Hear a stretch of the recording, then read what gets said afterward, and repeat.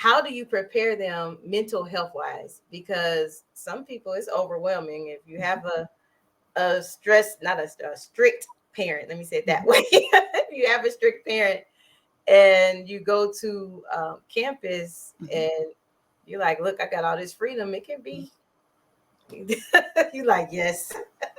So what are some good tips that you can give us on that?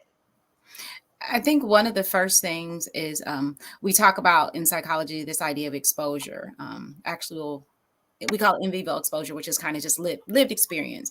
So one of the goals that I always tell parents is that as your child is coming into this senior year, offering them the opportunity for more freedom to make more decisions.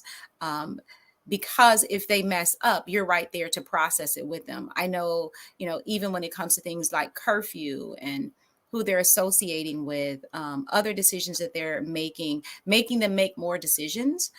So when they're in a situation, they've had that experience, and this isn't the first time that they've had to make a decision about when they get up, when they're doing their homework, but they're being tasked with, this is now your responsibility. I'm here to support you and process it, but I'm not going to tell you it's time for you to eat. It's time for you to do your laundry. It's time for you to study, because when you go to college, you're going to have to do those things on your own.